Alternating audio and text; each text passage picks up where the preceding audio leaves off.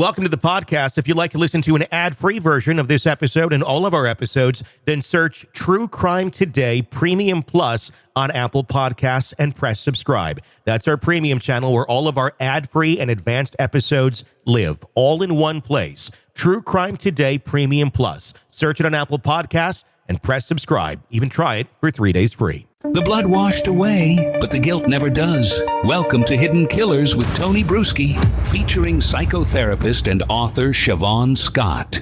Ashley Benefield, known as the Black Swan murder trial that wrapped up several months ago. The sentencing just this last week, and the sentencing comes down to 20 years in prison for first-degree manslaughter, as Ashley Benefield was convicted of murdering Doug Benefield during a domestic altercation in 2020. This has been a very confusing case with lots and lots of layers, and then some more layers even after that. And really two individuals, I think, at the end of the day, who are not healthy and not healthy enough to be in a relationship with one another. And you got the chaos at the end of the day of what we've seen here. Joining me to discuss, Shavaun Scott, psychotherapist and author.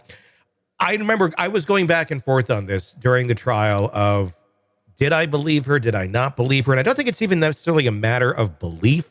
I think it's a matter of what she did when and her intentions at those specific moments. Because I think there probably is, deep down, she has a good intention. She's looking out for her daughter.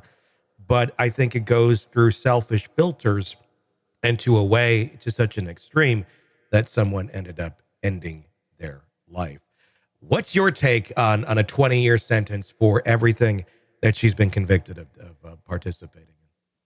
You know, based upon, this is one trial, fortunately, that was televised. I watched every moment of it. I took copious notes. I listened to the professionals.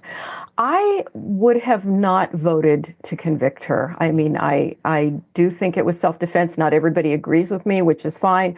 But I think Doug fit the classic profile of an abuser, and that carries a lot of weight. His 30 years older than her. I mean, who wants someone 30 years younger than them? That's a bit off right there. He had the money. It was a 13-day courtship, and multiple witnesses said he was obsessed with her and pathologically jealous. He put the tracker on her car, peeped in her windows, and then we had a series of really kind of scary, threatening violence texts that were bizarre. A clinician that worked with both of them said that he was a stereotypical alpha male. That's a classic abuser. He was invested in power and control. And then with his ex-wife, there was a history of battering with her.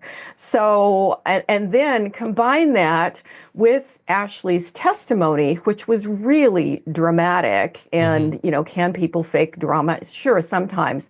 But I found her very credible, and just based upon my years of work with battered women and abusers, I would have voted to acquit her, you know? What about the no tears? Because that was a big thing on the stand. It was a big thing. There's just recently a Dateline that was put together on this story after the trial, talking to all the attorneys. And that was a big point that was brought up by the prosecution attorneys, where the lights were down and they were asking Ashley questions. I believe there was some stuff up on the screen, and she was talking with what sounded like through tears. And then out of nowhere, the prosecution said, turn the lights up. Turn the lights up. There's no tears at all on her. I know that that's something that gets thrown out there a lot, and like, oh, gotcha. Is that really a thing, though? I mean, tell me about that. Yeah, I don't really give credence to this idea that there have to be visible tears when somebody's upset or crying. I don't know where that comes from. And then I start to analyze, let me think the times I've cried. Do I always have tears? Yeah. I'm not even sure about that. Sure. So I don't think on that alone, I would say that there's no credibility with what she's saying. The thing that gets me about this case, and this is where my hang up on Ashley comes from, is earlier on, during the custody disputes, her actions, the things she was saying to officers, to parole officers and things of that nature, and officers of the court, screaming that arrest him now. And there really was no reason to arrest him in that setting. And it'll make him look really bad in front of the court. These are what she's saying to an officer. Like, I can't just go and arrest him in front of the court. That's not, and then I'll do anything for my kid. Really hysterics, the way that she was acting, not in a place of control, not in a place of anything healthy. That sort of behavior is what spooks me.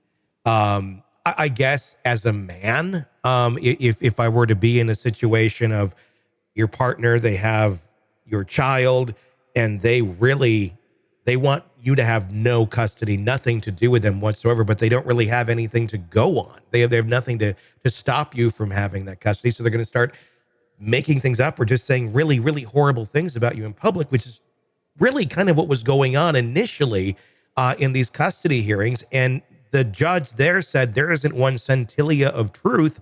So I believe what you're saying, Ashley. I think you're making all this up because there's no evidence backing any of it up.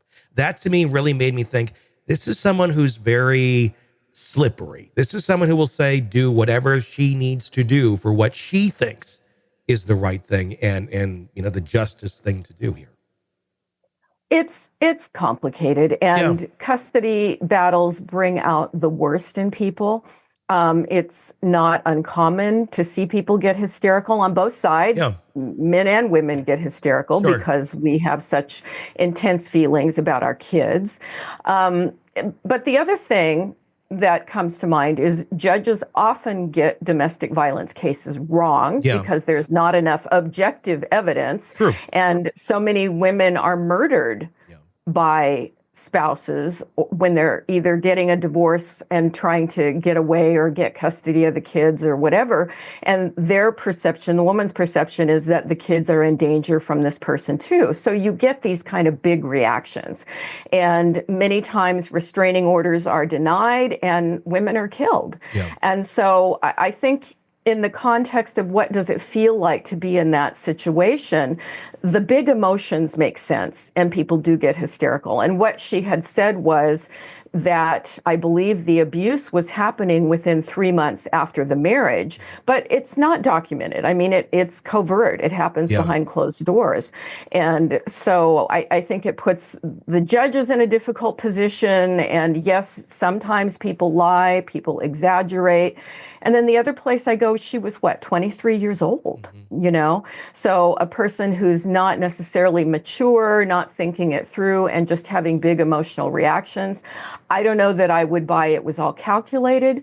Could some of it have been exaggerated? Sure. But it's a messy case with a lot of gray area. Very hard to know. Welcome to the podcast. If you'd like to listen to an ad-free version of this episode and all of our episodes, then search True Crime Today Premium Plus on Apple Podcasts and press subscribe. That's our premium channel where all of our ad-free and advanced episodes live, all in one place. True Crime Today Premium Plus. Search it on Apple Podcasts and press subscribe. Even try it for 3 days free.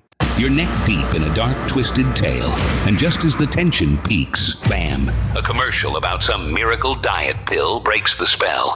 It's like finding a fly in your soup after the first bite. But here's the fix. True Crime Today Premium Plus on Apple Podcasts. You get to enjoy your crime stories without the junk, ad-free episodes, extended interviews that go beyond the surface, and early access to all the gruesome details. It's like swapping out a can of cheap beer for a glass of fine whiskey. So search for True Crime Today Premium Plus on Apple Podcasts. Subscribe and keep the darkness flowing uninterrupted.